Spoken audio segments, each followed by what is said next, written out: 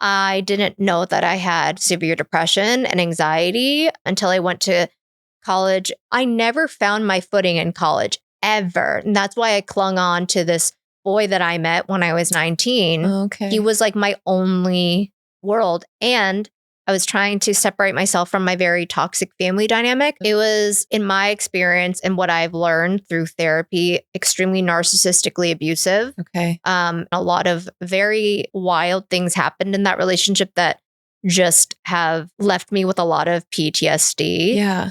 Which I did not realize until it was in therapy. What are some of the experiences or like things you notice or red flags being with someone who is a narcissist? When there was a lot of cheating, there was a lot of, because you don't do this, I had to do this for me. This is something I need to do for myself. You are not supportive of me. By you being upset with me, it hurts my feelings. You're not supporting my cheating. Rude. There were times where I'd be crying and he'd look down at me and say, "Why are you even crying?" Times I'd be begging on my knees for him not to go to see someone. At that time, I was so mentally unwell and I was super codependent. So I played such a part in that relationship, keeping it alive because I was so desperate for him to just love me and accept me.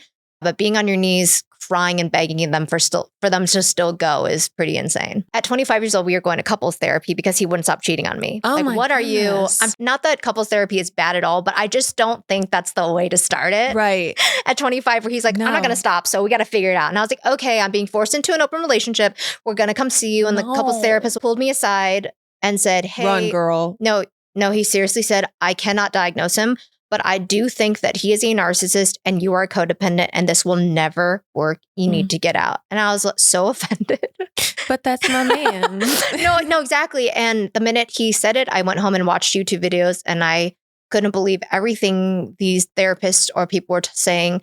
Every line they said about a narcissist, about the control, the manipulation, the ego, the facade, the mask, the very sensitive to any feedback, criticism. It was scary. I felt like they were talking about him to me. I felt like he was my teammate for a lot of my life until I realized love and codependency are not the same thing.